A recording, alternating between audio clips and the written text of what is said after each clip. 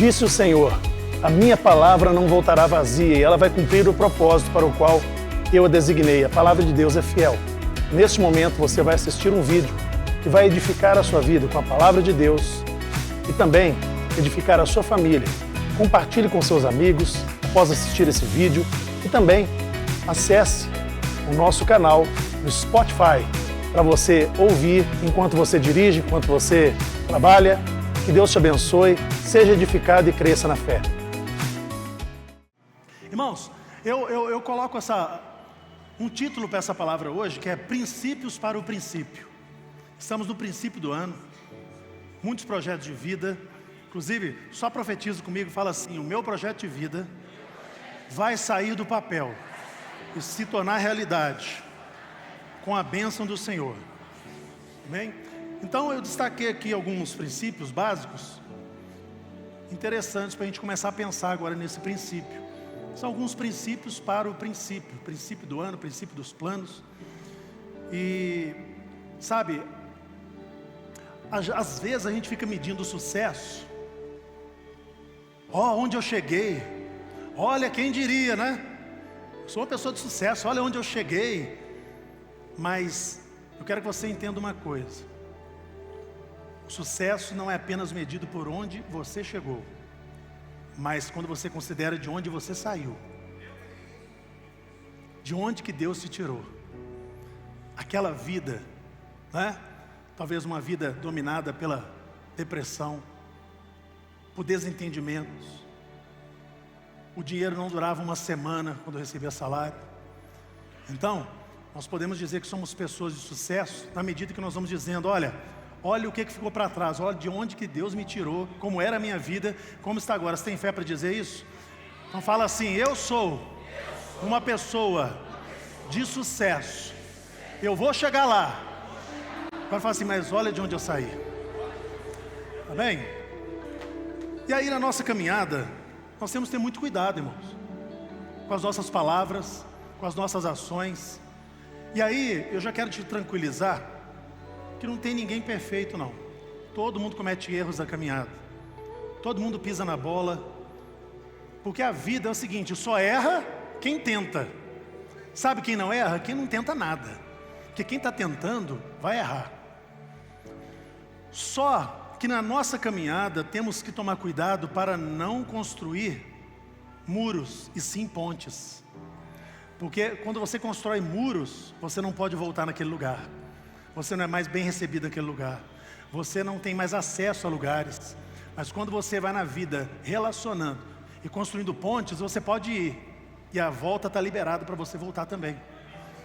E aí, os espinhos vão aparecendo na nossa caminhada, é ou não é? Mas o problema é quando a gente começa a jogar espinhos. Cuidado. Não jogue espinhos na caminhada, porque na volta você pode estar descalço. Cuidado com o que diz, com o que faz, porque pode ser que na volta você tenha que pisar nos espinhos que jogou. Fala com o seu irmão: coloca Jesus na frente de tudo. Você sabe que com uma pessoa que não é espiritual fala? Que a gente é bobo. Tá, tudo precisa de Jesus. É Jesus aqui, Jesus é isso mesmo, é Jesus. Ele é tudo, tudo pode, tudo sabe. E falando em criança, tem 3 lugares que todo pai deveria levar o seu filho, e de vez em quando todos nós devemos visitar. O primeiro lugar, cemitério. Que isso, pastor? Levar meu filho no cemitério? Vai lá e fala para o seu filho: meu filho, aqui é o lugar onde se concentram os maiores sonhos do mundo, os sonhos não realizados. Aproveita que você está vivo, fica firme com Jesus, para que quando você vier para cá, Jesus vai te buscar, mas antes de você vir para cá, para que você realize todos os seus sonhos. Valorize a vida que você tem, coloca Jesus na frente, porque aqui é um lugar dos mortos. Mas já que você está vivo, agora estou falando para todos nós, já que estamos vivos, vamos parar de murmurar e reclamar e vamos sorrir para a vida, batalhar e vencer, valorizar o respirar. O segundo lugar importante para ser visitado, e esse lugar é um lugar que eu vou muitas vezes, tem pessoas que trabalham nesse lugar, que é o hospital. Toda vez que eu saio de um hospital, eu saio dando graças a Deus. Porque quando você vê a quantidade de pessoas doentes, alguns em estágio terminal, e quando eu vou no Hospital do Câncer de Muriaé, tem uma ala só de crianças lá, irmão. Você vê aquelas criancinhas brincando ali, não tem nem ideia do que está passando, carequinha. Sabe? Os nossos filhos têm que levar esse choque de realidade às vezes, e a gente também, para valorizar a saúde que Deus nos deu. Pastor, eu valorizo minha saúde como? Dando graças a Deus pela saúde que você tem, ou cuidando dela para que ela não acabe amanhã? Porque o valorizar a saúde que Deus nos deu é cuidar dela para que amanhã a gente não fique dependente de tantos remédios, tratamentos. Então, cemitério, hospital, e o terceiro é mais difícil de visitar, mas nem que você passe na porta é bom às vezes. Cadeia, presídio. Há uns anos atrás, eu e o pastor Lucas fomos fazer um culto lá na Nelson Hungria. E aí, Jota, nós já chegamos, já estava rolando louvor lá. Devia ter lá mais ou menos uns 1000 presidiários lá na arena. E eles estavam cantando, chorando. Sabe o que eles estavam cantando? Eu sou livre, eu sou livre, nada além do sangue.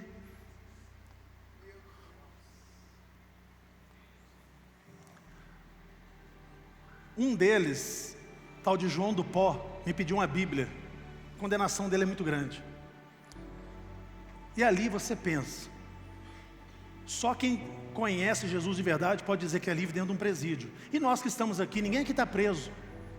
Desvalorizando muitas vezes o nosso tempo, comunhão com Deus, a leitura da palavra, livres, e às vezes pelo excesso de liberdade não valorizamos a liberdade que temos.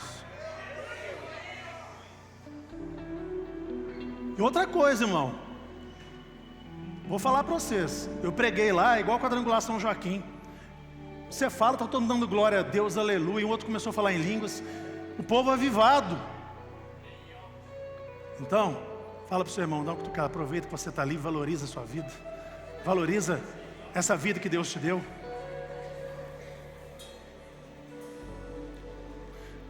Procure sempre receber uma palavra de Deus para você realizar as coisas. Pedro, você sabe aquela história, Pedro estava lá, lavando as redes, Jesus falou assim, vou usar seu barco, posso? Pode. Vamos para o fundo? Mas eu já fui lá, já tentei pescar, mas por uma palavra sua eu vou. Depois da obediência veio a pesca. Pedro, quando estava no barco, aquela madrugada quente, um vento quente que passa no mar da Galileia, agita, e ondas que se formam maiores do que ondas do mar, que lá é um lago, né? É água doce, mas se chama Mar da Galileia. Ondas de 4, 5 metros de altura. Coisa terrível. Quando nós fomos lá, olha só a Jesuicidência. Vocês já ouviram essa história, mas alguém aqui não ouviu. A pastora falou assim, mas aqui, foi aqui que aconteceu isso. Mas esse mar aqui é muito calmo, não tem isso aqui não. Irmãos, a gente estava lá em Tiberíades. Parece que Deus falou assim, vou mostrar para ela como é que é o negócio. 3 e pouco da manhã, aquela barulheira, vidros batendo, as luzes do hotel começaram a acender. Eu fui tentar abrir a porta para ver o que estava acontecendo, veio um vento quente. 3 e pouco da manhã. Lá embaixo as árvores balançando, árvores gigantescas balançando, papel, madeira voando, pano voando para todo lado. E aí de manhã, quando a gente foi sair de lá, para ir para um outro lugar, passando em frente ao Mar da Galileia, tinha barcos e lancha para o lado de fora, em cima de lanchonete, do telhado. E Pedro estava lá nessa situação, e Jesus vem andando sobre as águas. Ei, Jesus maravilhoso, hein? Quantas vezes a nossa vida, aquelas águas turbulentas, a gente pensa que vai tudo acabar, a gente pensa que vai morrer, a gente pensa que não vai dar certo, e Ele aparece caminhando no meio dos nossos problemas, com uma palavra de libertação, de graça, uma palavra de esperança. E ele falou assim: Senhor, se é mesmo o Senhor, me dá uma palavra que eu vou andar sobre as águas também. Pode vir, Pedro, está autorizado. E ele começou a andar. E nós estamos começando o ano, começando o primeiro mês, começando a andar agora. E vou te falar uma coisa: vai vir muita... Posso falar mesmo? Vai ter ventania bruta esse ano na nossa vida. Vai ter algumas tempestades. Mas quando isso acontecer, não faça como Pedro. Pedro, acho que qualquer um faria isso. Veio um vento tão forte que Pedro tirou os olhos de Jesus, olhou para as circunstâncias ao seu redor e começou a afundar. E eu aqui chuto que Pedro não sabia nadar. Porque mesmo um pescador, se ele estivesse afundando, ele pelo menos ia tentar nadar. Não, ele falou assim: Senhor, me socorre que eu vou morrer. Começou a afundar. Não tire os olhos de Jesus. Por mais que a ventania seja bruta, Ele vai segurar a sua mão.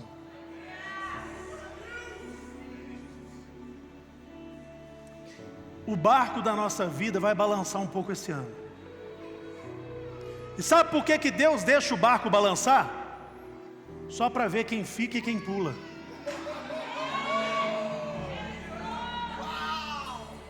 Deixa a sua vida balançar de vez em quando para ver quem fica do seu lado, para quem pula fora. E tem um ditado, né? Quando o navio está afundando, os ratos são o primeiro a pular. Não quer dizer que às vezes sua vida parece que o navio está afundando. Às vezes Deus deixa parecer que vai afundar só para quem está à sua volta se revelar. Quem já passou por isso aqui? Pensava que fulana era minha amiga.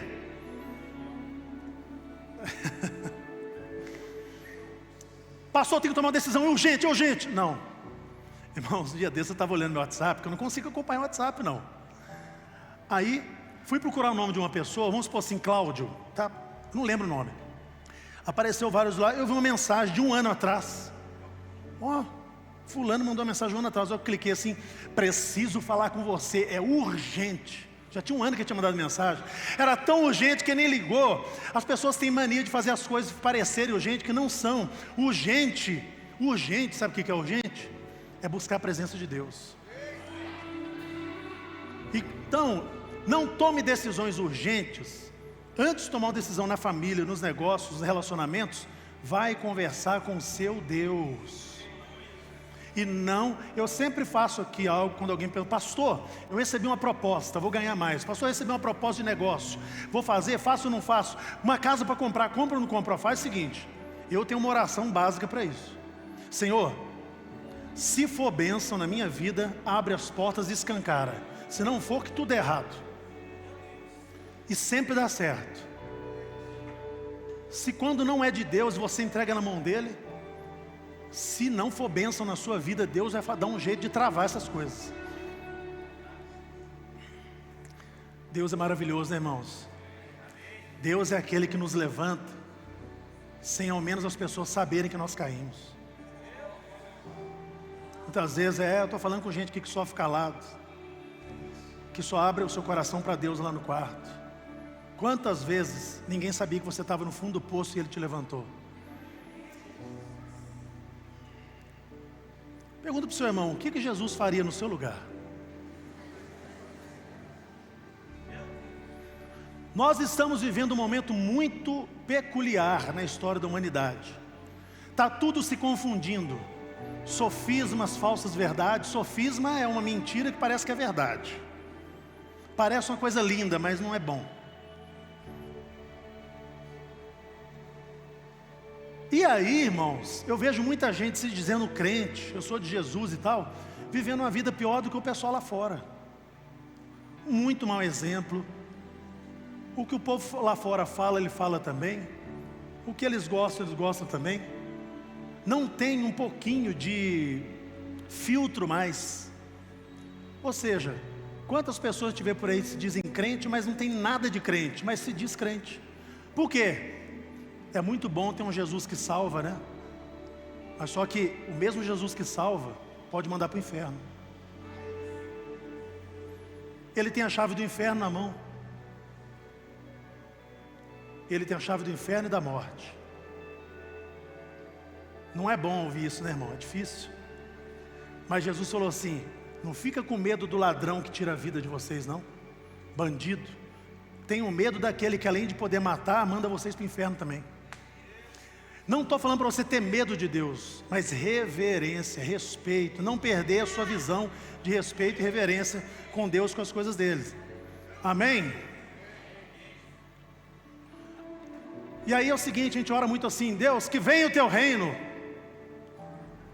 Mas eu quero que você reflita essa noite. Antes de pedir a Deus que venha o reino dele, começa a orar: que o meu reino se vá. Que o meu reino se vá, para que o teu reino venha. Porque nós somos muito absolutos, dono da verdade, cheio de opinião. E não sei não, mas eu acho que 100% aqui, inclusive eu, nós já tivemos umas conversas meio pesadas com Deus, questionando Deus. E não, fica tranquilo, viu, irmão? Se você for ver Davi de vez em quando fala: Deus, o senhor não vai fazer nada não, está vendo que eu vou morrer? Olha a quantidade de calúnia, estão me perseguindo, você não vai fazer nada não? Ao mesmo tempo ele também adorava, ele se abria, como se fosse ali o seu pai sentado com ele. Quem aqui se lembra de Daniel na cova dos leões? Hã? Você acha que Deus pode te livrar também? Sim ou não? Então deixe que o Deus de Daniel seja o seu Deus lá no seu quarto, e Ele vai ser o seu Deus também na cova dos leões. Avisa o irmão, fala assim: deixa Deus ser Deus na sua vida, hein? Deixa Deus ser Deus, por favor.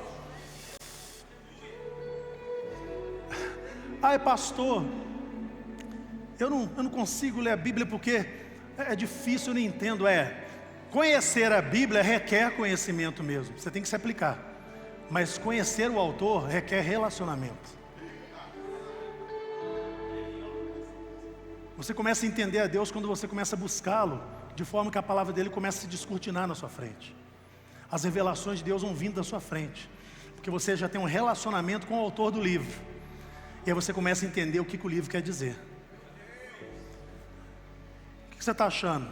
Estamos bem para um começo? Para o start? Tiago, não é o Tiago da Bíblia, capítulo 1, versículo 19, olha o que diz: sabeis essas coisas, meus amados irmãos, todo homem, pois, seja pronto para ouvir, tardio para falar e tardio para ser.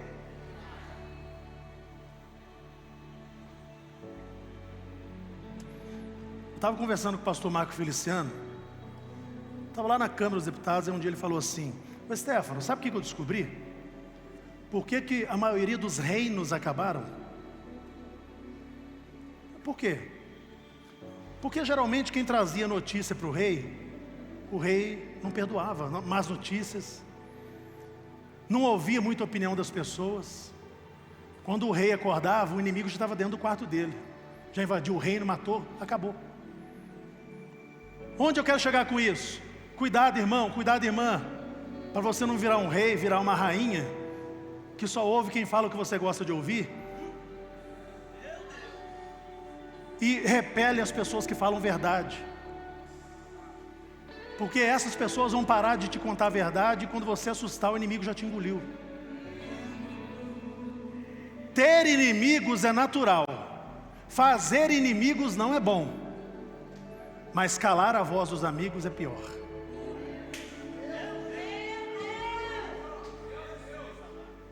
Puxa, eu queria tanto poder chegar lá e falar, mas fulano é ignorante, vai me dar uma na cabeça na hora, ainda vou passar vergonha na frente dos outros. Quer saber? Gosto dele, gosto dela, mas eu vou ficar calado, não é assim? Pronto para ouvir, tardio para falar. Mas como é que a gente é? A língua mais rápida do oeste. Aqui bateu, pá, levou. Falou comigo, eu não levo para casa desaforo não, eu falo mesmo, já fico irado, já falo, é a língua mais rápida do oeste.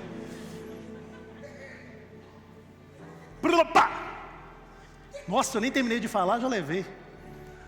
Você está entendendo? E a gente comete muito erro não parando para ouvir. Você quer ver? A maioria das pessoas não quer sentar do lado de pessoas idosas para ouvir a conversa delas.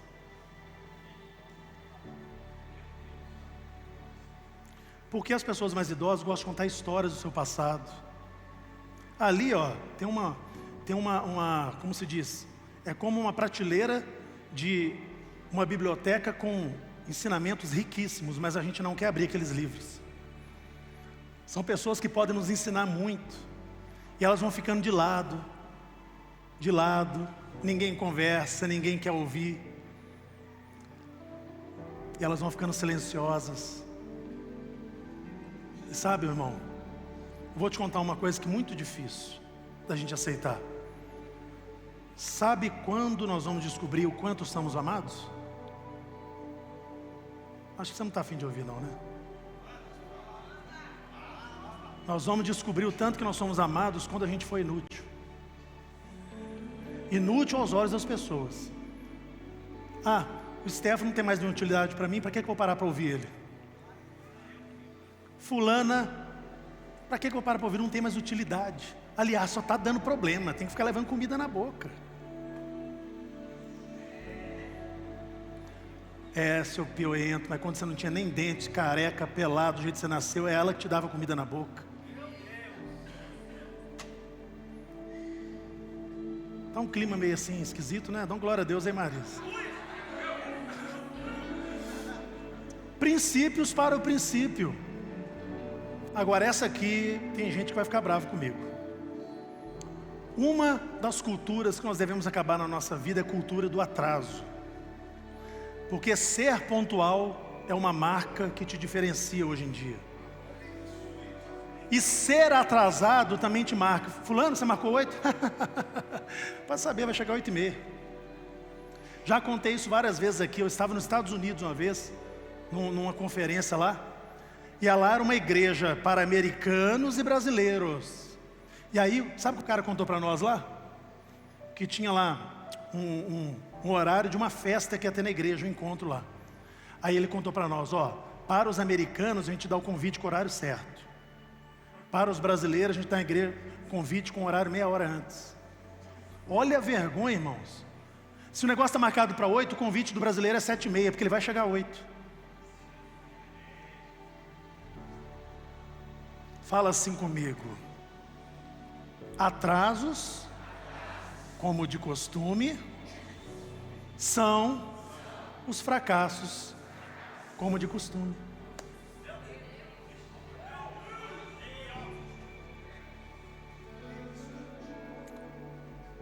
Quando você atrasa, cria previsibilidade. Todo mundo sabe que você não cumpre horário.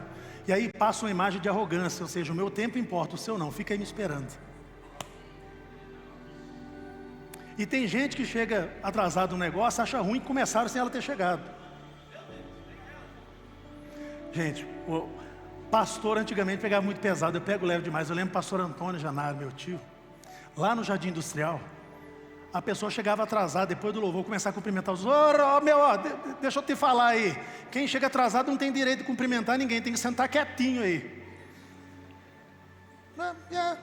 É verdade. Quer ver um exemplo simples? Você está numa reunião lá, você está no meio da... Chegou aqui 50 pessoas. Você está no meio de um raciocínio, todo mundo pegando, a pessoa chega atrasada. Oi, gente, cheguei, gente. Tá joia? Oi, tudo bem? Você tem que esperar ele cumprimentar 10 pessoas para depois você voltar no raciocínio que já estragou tudo. Por quê? Porque a cultura do atraso no Brasil não é levada a sério como uma cultura que deve ser eliminada. Pergunta para o seu irmão, você gosta quando Deus chega atrasado?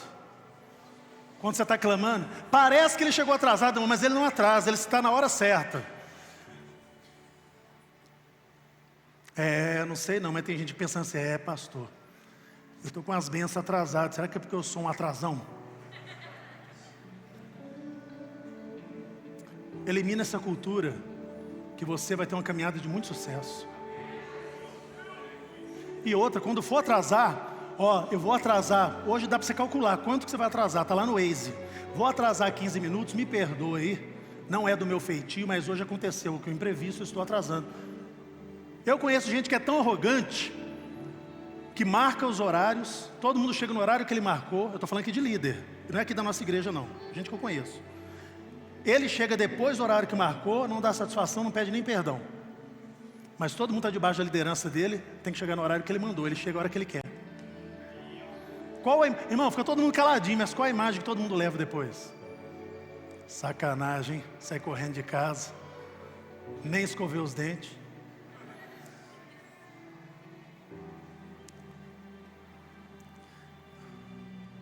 Aleluia.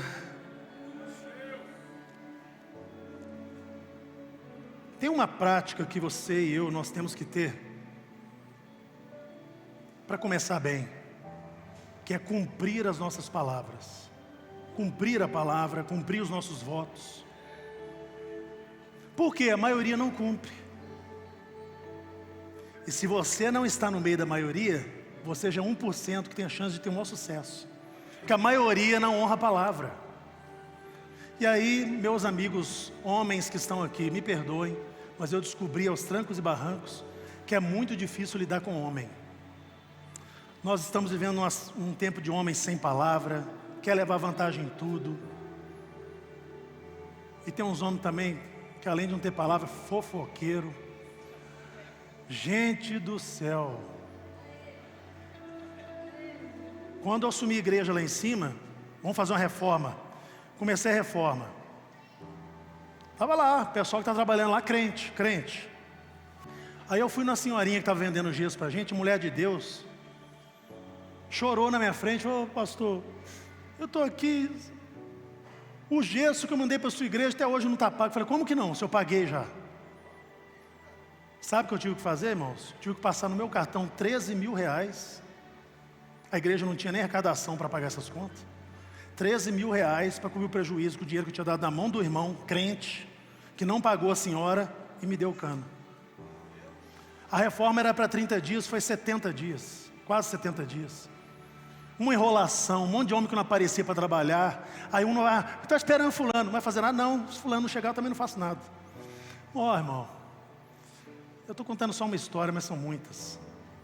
Se você cumprir a sua palavra, os reis te convocarão. As pessoas mais importantes vão ver seriedade em você. E vão abrir portas que você não imagina. As pessoas, tudo doido, irmão. Parece que assim, dá um golpe em você agora e acha que o mundo vai acabar amanhã. Não, tem muitos anos pela frente, você vai precisar de novo. Você dá um cano aqui, um cano aqui, um cano ali, um cano aqui, encheu o bolso de dinheiro, daqui a pouco não tem ninguém mais contratando ele, porque deu cano em todo mundo. E vamos falar a verdade? Vocês me ajudam e me respondem, irmão. Isso é a coisa mais comum hoje, é ou não é? Então nós temos que ser diferenciados, cumprir palavra e prometer o que pode cumprir. Aleluia. Irmão, não fique esperando muito elogio esse ano e nem que a multidão te admire. Jesus andou no meio de multidões, abençoou multidões, curou, ressuscitou, mas as últimas palavras que ele ouviu de uma multidão foi: crucifica-o. Não se empolga com a opinião da multidão. Seja uma pessoa diferenciada, sem depender da opinião e elogio das pessoas. Tem muito líder que deixa de ser líder porque não recebeu elogio. Nem sempre irmão, eu sou mais ou menos assim, eu elogio pouco, mas se eu não estou reclamando é porque eu estou gostando. Às vezes a gente elogia e tal, mas quando eu falo, eu sempre falo para ajudar. Mas só de não estar reclamando do que você está fazendo, eu já estou te admirando. Legal, você está legal. Entendeu? Olha que Paulo escreveu ao jovem Timóteo, a segunda carta de Paulo a Timóteo, capítulo 2, versículo 23. Rejeita as questões loucas e sem instrução, sabendo que produzem contendas. Ele está dizendo: ô Timóteo, você é jovem, está começando agora, vou te dar uma dica.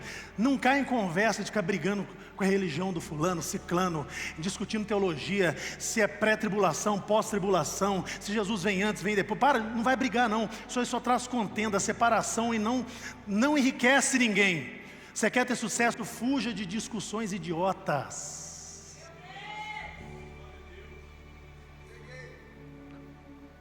Pegou? É isso aí. Porque a gente quer mostrar que a gente está com a razão. E a pessoa não quer saber se você está com a razão, ela já está com a razão dela. Ah, irmão, tá difícil. Você vê aí a quantidade de gente em podcast, debate, uma brigaiada por causa de doutrina, por causa de visão da Bíblia, instrução que é bom para o crente, que está precisando de arroz com feijão básico, um ovo, uma linguiça. Os caras ficam querendo discutir salmão e caviar. Nós precisamos de um alimento que nos mantenha de pé e fortalecidos. Hoje é a ceia do fortalecimento, a palavra de Deus está sendo pregada. Muito cuidado nesse ano, porque tem gente que qualquer proposta tira ela do propósito. Vou contar uma história aqui de uma pessoa aqui da igreja. Estava almoçando por aí, chegou uma pessoa que já foi aqui da igreja, abordou ele lá no almoço, assim, na frente das pessoas, e falou assim: estou sabendo que você veio agora de Lafayette para cá, vai ficar aqui. Falar é o Eric, né? O Lafayette é o Eric. Já contei já. Aí o irmão começou lá.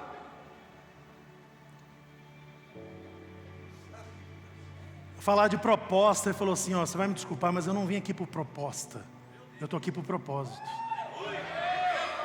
Irmão, você lembra daquele negócio do pessoal jogava água com gelo na cabeça? Foi mais ou menos aquilo ali.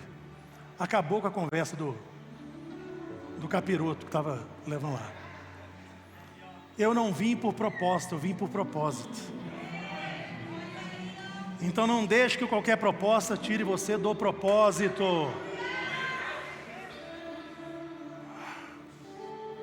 A Bíblia diz assim: reconhece o Senhor em todos os seus caminhos e Ele endireitará as suas veredas. Reconheça Deus em cada área da sua vida, para que Ele possa fazer mudança. Senhor, eu reconheço que nessa área eu sou fraco, eu não conheço, eu não posso, eu não consigo.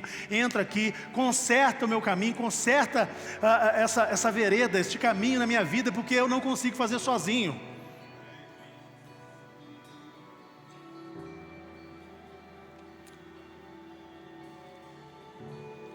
E para terminar, quando Deus levar você lá em cima,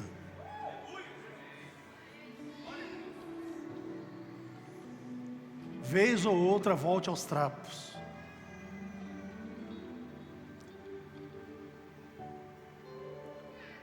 Mostre para os outros de onde você saiu, mas não esqueça de onde Deus te tirou, para que você valorize o lugar alto que Ele te coloca amanhã.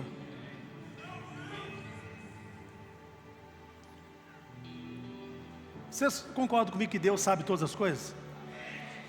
Eu vou falar algo aqui que pode ser duro para alguém, mas tem gente que Deus não deixa enriquecer.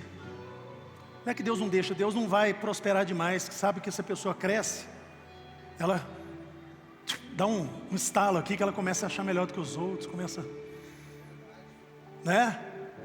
Aí, aquela história, a pessoa vai lá para Dubai, aí começa a marcar a família, nunca nem, estou aqui em Dubai, marca assim fulano, ciclano, primo, começa a ficar snob, né? Então, você acredita que Deus pode te levar em lugares que você não chegaria sozinho?